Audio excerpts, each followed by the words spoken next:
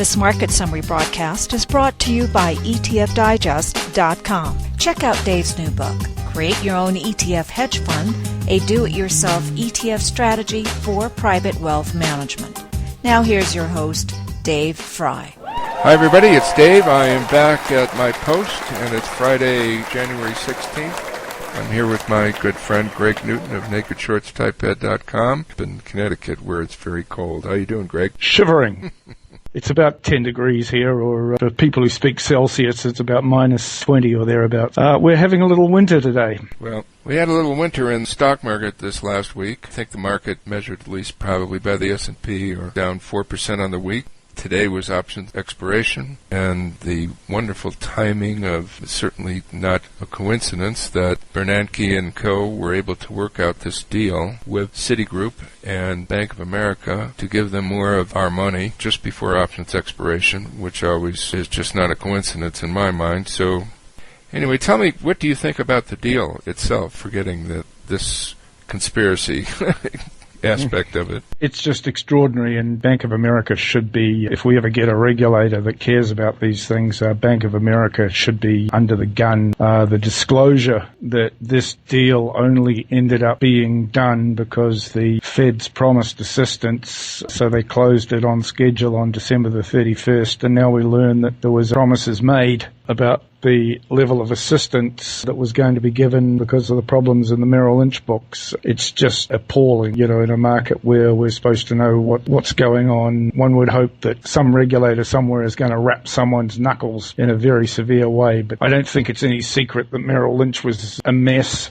The Merrill Lynch Bank of America deal went together in a very big hurry over the weekend that Lehman Brothers went broke, and you would have expected some bugs in the system, but the level of the bugs to $110 billion guarantee on a securities portfolio is amazing. It just boggles your mind. I've never liked this guy Lewis, who runs Bank of America. He's always been, in my opinion, he's been overly aggressive in terms of acquisitions, overly full of himself, and he keeps telling these lies, and people are sucking up, and the U.S. taxpayers own a majority of the stock in the company. I'm really upset about it, frankly. I'm going back to my Ayn Rand days of how would Ayn Rand deal with this. She's rolling over in her grave, my goodness. The level of interference and manipulation in markets and free enterprise it's just unbelievable to me. Oh, well, there's strikes 2 and 3 right there.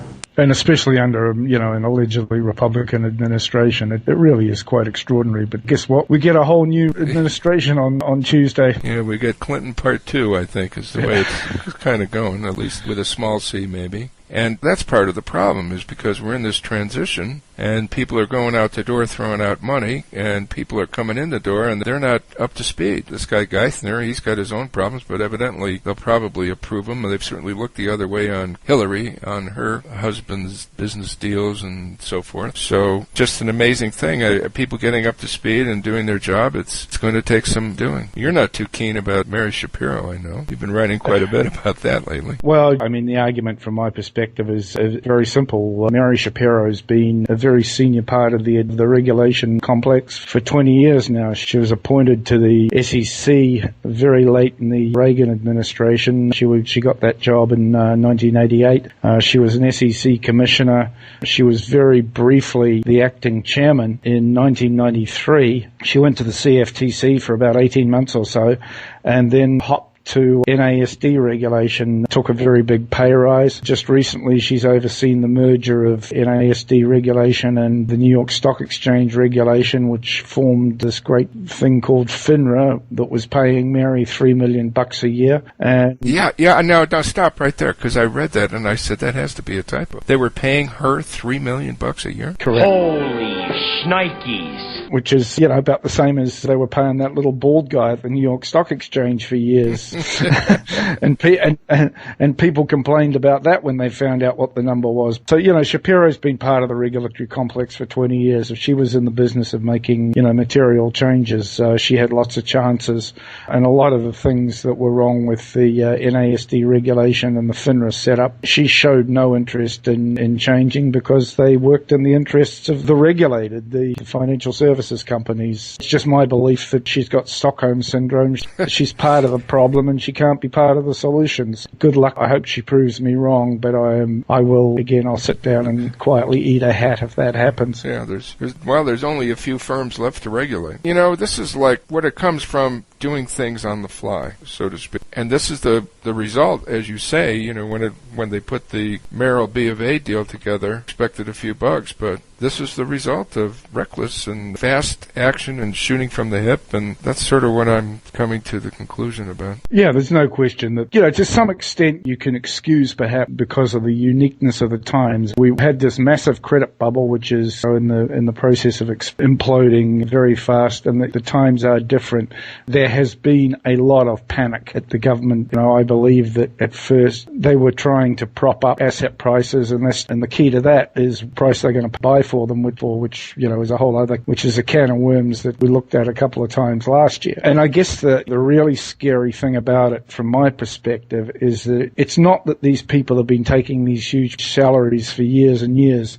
It's the level of incompetence within these businesses that is just extraordinary. The stupidity that's gone on in getting us to where we are today. Obviously, you know, we had that nice little run up before into the new year. We spat half that up and we shall see where we shall be, sort of thing. Yeah, well, you know, I got to say, I've just never seen such a manipulated market in my life in terms of equities, bonds. Yeah, you had mentioned the run up post-Christmas and into the new year, which was done on awfully light volume, and you were very smart to call it the C team that was left on trading desks to do this act. And of course what happened was we had no sellers. All the tax selling was done, and we had this dead week after Christmas where prices got marked up, and it just took the McClellan oscillator, which I posted many times, and ran it up to historically overbought levels. And that was sort of the tell that we needed to, the flashing light was there to take a pause. Now, we did take some positions. We lost some money on it, but our overall portfolio was down like 1.5% or something like that, which certainly isn't a disaster. And there's a lot more to go in this year, folks. I can tell you that. You are listening to Market Summary Broadcast with Dave and Greg.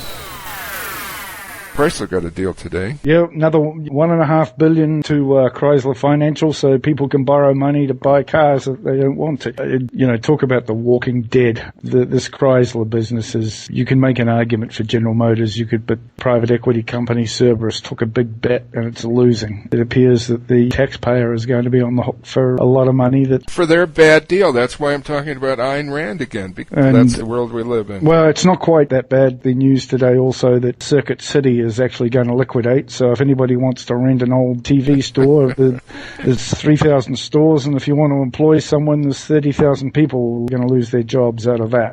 And just as we're talking right now, there is a story breaking that ConocoPhillips is going to cut 4% of its overall workforce. So I wouldn't expect to see any decent unemployment numbers for a while. Yeah. Well, we do have earnings coming out, and this will be the wrap it up for us. Intel came out. Their earnings were down 90%, and they're not providing any forecasts.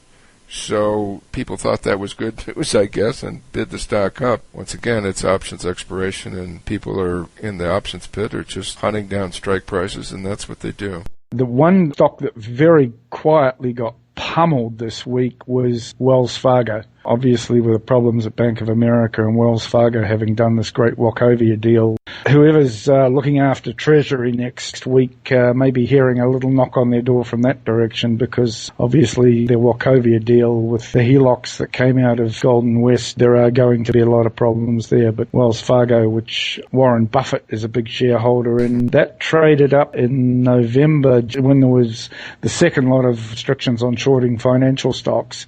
That traded up close to $50, and it closed with an 18 handle today. So a few home truths seem to be coming to roost in Mr. Buffett's portfolio. Midas touch, the man with the plan. And folks, if you do have questions for us that you would like us to address, please just email me.